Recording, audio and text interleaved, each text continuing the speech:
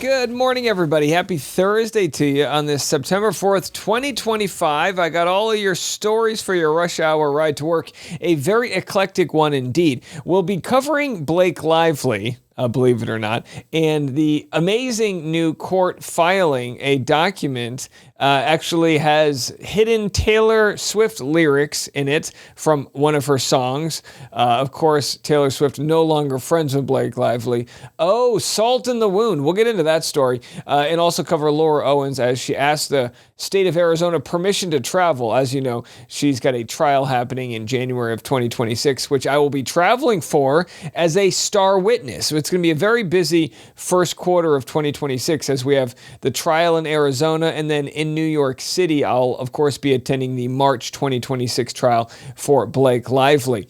We're also going to cover Walmart and what they are doing to try to hide their prices following the tariffs, and a little bit more on the crypto scam. But first, we'll talk about Bigfoot. So stick around for the Blake Lively Taylor Swift story. It's bananas. It's hilarious. But Bigfoot, a couple days ago I mentioned, and I came out of the Bigfoot closet, I said, hey, I'm kind of a believer. I think Bigfoot exists, the great American ape, the bipedal cryptid, right? I mean, it's got to exist. Well, of course, I asked you guys, does anyone have any stories? Has anyone seen Bigfoot out there?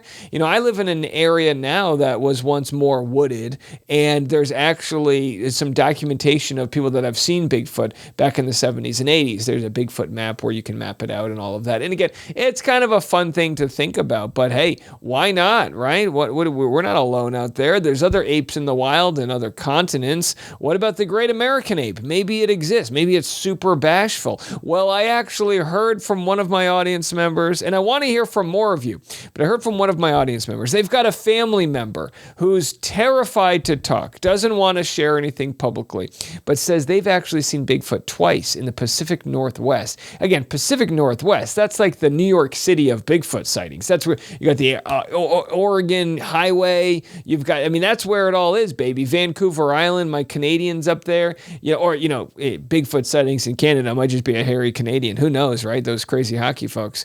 Hey, I'm wearing my Canada shirt today.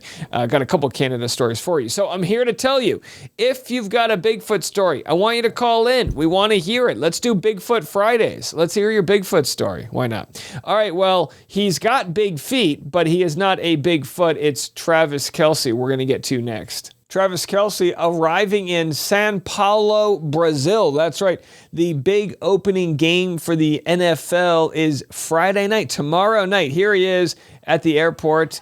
Like a rock star, being treated like the husband of Taylor Swift. Again, he's playing the Kansas City Chiefs. I think they're playing the San Diego Chargers. That'll be Friday night. Tomorrow night, first game of the season, the big kickoff. Will Taylor Swift be in attendance? We'll have to see. On to other stories. This is the most Canadian story you're ever going to hear. A Canadian couple, I guess, accidentally became their cell phone number accidentally became the customer service phone number for this barbecue grill. So, of course, what did they do as Canadians? They became the customer service. They were helping out. We were actually getting sometimes up to 20 phone calls a day. Mariana Komlianovich and her husband, Jim Clausen, are being rewarded for their service as customer service reps for a company they've never worked for. It was back in January when the Summerland couple called Napoleon Grills in Ontario with questions about a replacement part. A few days later, something odd happened. Hello? No, this isn't Napoleon. So anyhow, their phone number accidentally became the customer service phone number online, and they were receiving thousands of phone calls, and they ended up just giving answers to people. The most Canadian story ever. Reminded me of course, Kramer here, who becomes the movie schedule phone operator. Oh, and welcome to Movie Phone. If you know the name of the movie you'd like to see, press 1. Now, for those young folks out there, you used to have to call the phone number to get the movie listings before the internet existed. My phone number was 401-847-FILM. You'd call that number and, it'd tell you what time you could go see Titanic sink or whatever. Spoiler. All right, either way, let's move it on from that story. How about this? I like to share love, and this is a moment of love here. I love to share, proposals or the attempt thereof. This is, I guess, a proposal after some sort of CrossFit event, but the guy gets a cramp. You guys know how it is. Where you get older, I'm 40 now. I'll get a cramp in my arch, at the worst times, right? You're trying to make love. Next thing you know, your legs, you look like a fish that's been, flopping. You just can't even, spasm. You didn't have enough potassium or whatever. Either way, check this out. A cramp. Luckily, the boys come to his help as he gets down on one knee to propose. Oh, there it is. He's on his knee. He's trying to propose. His broskies start rubbing his hammies. But how about this? As he's down on his knees, he actually still is able to pop the question. So, again, very memorable. People are going to be like, when did you propose? Well, it was a private ceremony where two men were rubbing my hamstrings down. So either way, he proposes, and she says yes. She says yes, but please, somebody get that guy some electrolytes.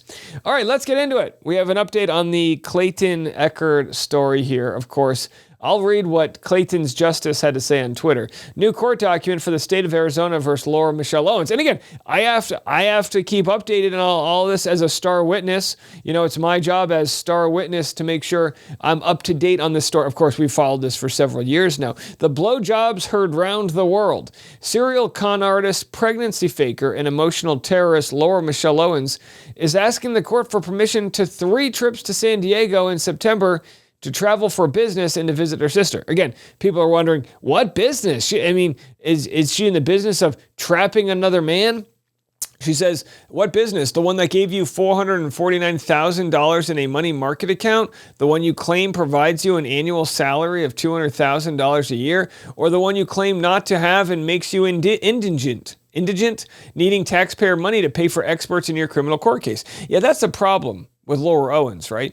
And again, I actually feel very bad for her. I've got a lot of pity for her for all the shame in her life. I don't know if she feels any shame herself, but I have secondhand embarrassment for her. She, of course, claimed to have $400,000 cash ready to buy a home, said she made several $100,000 a year, and now she's being, of course, sent to a trial for 7 counts of felonies, as the state of Arizona alleges she's committed many crimes, to the tune of 30 plus years in prisons she could face. Well, this past week she filed paperwork to claim she's indigent. I don't know if I'm pronouncing that right, which means she's so broke she's asking the taxpayers to fund her trial. Again, God bless the legal system for having these opportunities for a fair court system, but also F her, right? And now she's actually trying to ask the courts to let her travel. She wants to modify her release conditions by allowing her to travel to San Diego from September 4th to 8th and from September 10th to 15th. Well, cancel my plans to be in San Diego. I don't want to be in the same hemisphere as her. God forbid I show up to the same taco stand and get a restraining order against me. So either way, she's employed by her family's business, which requires her to travel to San Diego for business obligations. During these work-related visits, Ms. Owens will reside with her sister, Sarah Navarro, in addition to needing to travel. So she makes all these claims. If I'm the judge, it's like, go, whatever the hell, who cares? Go, get out of town. Get out of my hair. You know what I mean? As my mom would say, go outside and play, All right, well, boy, do we have an update for you. We already covered that. The next update, we're going to get into the Taylor Swift, Blake Lively spat. It continues. This time, Taylor Swift's own music used to kind of pour salt in the wound of Blake Lively. We'll have this story next. Well, here it is, Blake Lively versus Wayfair Studios, and this is the reply memo of law in support of defendant's motion to dismiss. Again, I know a lot of words here. I'll get into what's really the pertinent info in this document, but this is the Wallace defendants, Jed Wallace. So, of course, they are arguing back and forth of why he thinks his case should be dismissed. Well, how about this? I'll read for you the introduction here. And again, there are Taylor Swift lyrics that have been baked into this legal masterpiece. Now, some people are saying this is, I don't know, cringy or in bad taste. I don't know. I mean, I like Taylor Swift music, but I would not have picked up on these lyrics if I was reading this, because I don't know every one of her songs, just a lot of them. Like The Seasons, Blake Lively's efforts to retain jurisdiction over Jed Wallace and street relations are ever-changing, from a conspiracy-based theory of jurisdiction asserted in the spring but rejected in the summer, to now in the fall, a novel theory that Lively had not raised in her prior complaint, but which is now the primary focus of her argument, specifically that Section 302A1 of the New York long-arm statute confers jurisdiction. The change is likely explained by Lively's inability to overcome her pleadings and sworn testimony that the two claims against the Wallace defendants sound in defamation, and thus the conspiracy theory of jurisdiction found in Sections 302A3 is inapplicable. Her two-paragraph attempt in a 31-page brief to overcome the defamation exception is hardly a response at all. The colors in autumn are so bright just before they lose it all. I mean, first of all, Taylor Swift, of course, prophetic in her verbiage as a lyricist, but also, look, you always hear people saying, I love reading this lawyer's writing. And, it's, when writing, we all understand language, words, and what meanings they have. But writing turns into jazz when you dance between the words, the metaphors, the symbolism. Now, how does that play in a legal document? I have no idea. I really have no idea. If I'm this judge, he's probably sick and tired of all the shenanigans, but maybe, just maybe, the judge has a thing for the Four Seasons, and maybe the judge loves a good autumn, poem. So either way, they go to the legal arguments, which are boring, but then on the final page, the conclusion throws a little bit more shade Blake Lively's way. We note that Lively has treated not only from her primary conspiracy-based jurisdictional theories, although she puts up a game front, but despite repeated verbatim large swaths of her Second Amendment complaint, nowhere mentioned is the previously pleaded winky-faced emoji. Nor has she clarified the post which Lively claims the Wallace defendants must have seen and understood.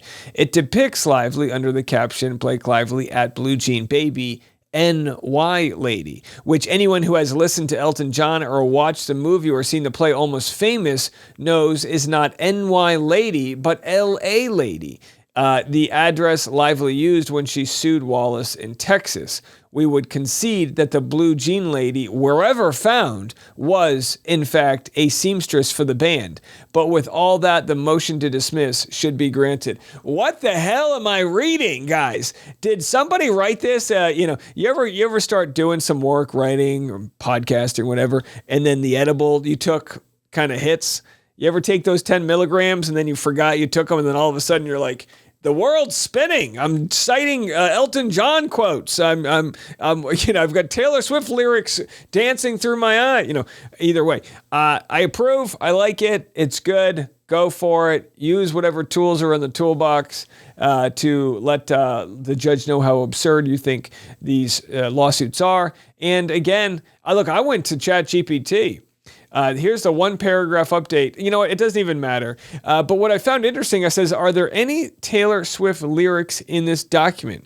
They said, no, there are no Taylor Swift lyrics in the document. Now, the truth is there are different chunks of lyrics, but not all at once. But it does say the only pop culture lyric reference is to Elton John's Tiny Dancer, Blue Jean Baby, LA Lady, which the defendants mention in a footnote to argue that Lively mischaracterized the caption.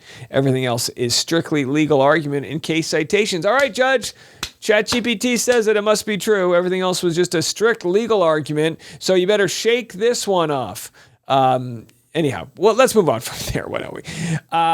So did you win the lottery? Did anybody out there win the $1 billion? I'll tell you who won the lottery this week, the Trump family, as they earned $5 billion after the launch of the World Liberty Financial crypto token. Here, NBC News, they're giving so much charity to Trump in not calling him an outright scam artist. But I'm telling you right now, the fact that they can just willy-nilly create a cryptocurrency, using the U.S. sort of, you'll see here, in the USD, which is short for United States dollar, right? The symbol USD, but they're sort of using that in parallel to the crypto industry. It's absolute bananas that they're getting away with this. Have a listen. The launch of a new cryptocurrency called World Liberty Financial is basically like an initial public offering. They did that, made it public yesterday. The president and his family made around $5 billion in real U.S. dollars. And while there are still questions about potential conflicts of interest when it comes to Trump and his crypto, his son Eric saying on X, this public launch was just the beginning. I believe the fundamentals of the company are unmatched and the WLFI's future is unlimited. So what is happening here? Is Trump really trying to make the United States the crypto capital of the world? And is this part of that? Crypto is really kind of merging with money as we know it. I mean, the one product that World Liberty Financial has put out so far, besides their token, is a stablecoin. They have a stablecoin called USD1. So they're calling it USD1.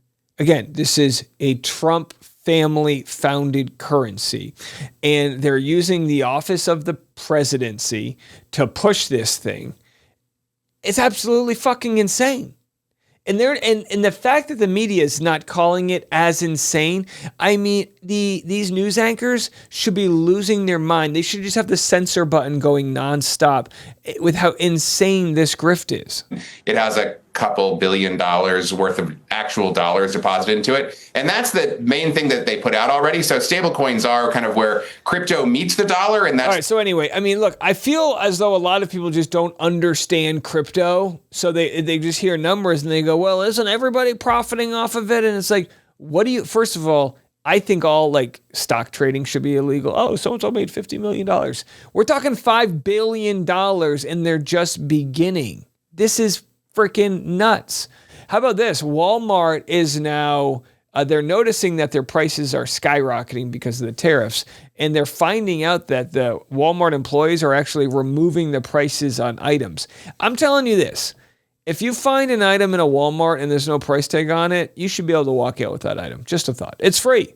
When you shop, it's normal to check tags for prices, right? Well, shoppers at Walmart and Target are noticing prices missing from those tags now, and a wave of viral social media posts from employees. Well, they're proving customer speculations to be true. Reportedly, employees are removing price tags so that items can be repriced higher in response to looming tariffs. Walmart didn't confirm whether this change was directly linked to tariffs, but the CEO acknowledged on a recent earnings call that price increases are coming. So have you noticed prices missing from tags? Let us know. And download Fox Local for live streaming news. All right. So, yeah. And listen, even Jerome Powell was talking about this. And we're trying not to do too much political content in the morning, trying to make the morning more poppy so you don't lose your mind on your way to work. You're working some hard job and then the Trump family all of a sudden just gets to pocket $5 billion. It's like, make it make sense, right? But Jerome Powell, the finance chair, said that the inflation rate hasn't gone up to, it's basically where they expected it to be, because these tariffs take a while. The Trump administration's not even about 3/4 of the way through the year. And the tariff war, there was a lot of threats of tariffs and then not doing it, and 10%, so there's been a lot of, companies loading up on products before the tariffs, hoping that they would taco on them and chicken out. And so it's just unsure how damaging the tariffs are. But what we all know is that tariffs are a tax on Americans, primarily the middle and lower class, because the upper class, the rich, the ruling class, they can afford to pay it. They don't care. They're not looking at their price tag if their grocery bill is up 20%. So it's interesting to see that Walmart, which is the biggest grocery store in the country, they're just kind of trying to hide the damage that's being done politically. Now, in other news, we'll cover this more this afternoon, but I found this was very interesting. This afternoon, we're going to talk more about Jeffrey Epstein, the Epstein list, and how several of the Republicans that were going to vote for its release are now backtracking. Tim Burchett from Tennessee and a few others. I will say there are several female lawmakers that are Republicans that are sticking by the release of this bill. And I think that should be commended because there's a huge target on their back politically. It's a big deal. One of the survivors mentioned a trip out of the country and that Bill Clinton was a part of that trip. And as I've said before, I don't care if it's Bill Clinton, Bill Gates, Bill Belichick. If you're on the Epstein list, Bill Belichick's not on the list, but if you're on the Epstein list, if you had anything to do with this, I want the truth to come out there. I don't see this as political in nature. It should be apolitical. We should want the victims to get their justice. Well, a victim in sort is Monica Lewinsky, not of the Epstein files, but of course she gaveth a blowjob in the Oval Office at a very young age, early 20s.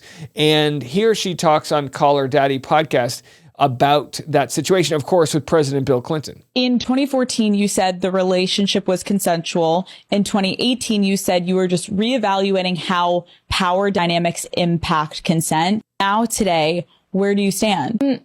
It's really still, I kind of landed in the place that I landed in 2018, which was this sense of, I'm very clear this was not sexual assault.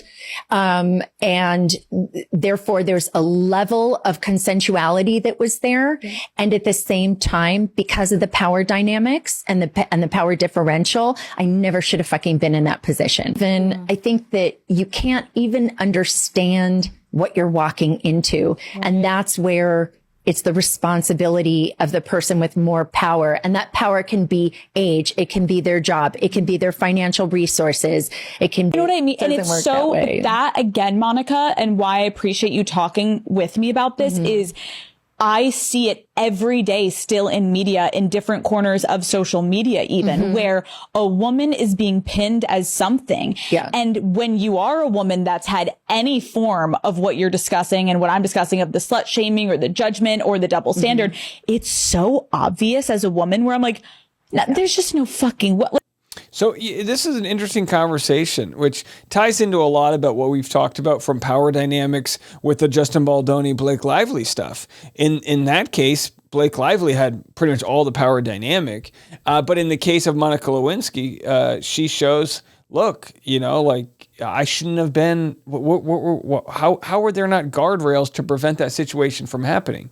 And I don't think that, takes any blame away from her, but what happened in the follow-up to that, where she was smeared as, and slut-shamed and all of that, that's the real crime and the devastation. So it's no surprise that victims stay silent in many cases when you look at Epstein and things like that, because they know the torment that's going to come from sharing their story. Luckily, in 2025, we are seeing people, for the most part, rally around these Epstein victims. We'll have more on that this afternoon. It's a fascinating story. It's not going anywhere. And right now, we're getting political push from the executive branch, Donald Trump, his administration, to keep these Republican lawmakers from voting on the release of the Epstein files. Why? What? Oh, no, the answer is obvious, because it's a gigantic story. And I even have clips, we'll share them this afternoon, but clips of like hundreds of FBI agents spending days, weeks on 24-hour shifts, combing through any mention of Donald Trump in the Epstein files to have it removed. This will go down. Forget your politics. This will go down as one of the biggest cover-ups, biggest conspiracies in U.S. government history. And we're part of it right now. Fascinating stuff. We'll talk about it this afternoon. Until then, if you want to join our private-only Patreon live stream, I'll be live around 11 a.m. 11 a.m. Central Time, patreon.com/Dave Neal. Now, if you want to be a part of our creator community on YouTube, I've opened up memberships. It's only like a dozen or so people. I'm answering questions about how to grow your YouTube channel. Maybe during the last few months of 2025, you want to prepare to be a content creator, start sharing your own voice. I, of course, can't recommend it enough. And I'll be answering questions about how to get started, how to find your brand, your meaning, your purpose, and all of the technical aspects of what has worked for me and what might work for you. So if you want to be a part of that community, we'll be doing our first live today around 2 p.m. Central Time. And that is available to all YouTube members. If you go to my homepage here on YouTube, you can subscribe on the membership. It's like $5 a month. Okie dokie. Well, a lot to get through there. Appreciate you guys sticking around. We'll see you this afternoon. I'm Dave, and this was The Rush.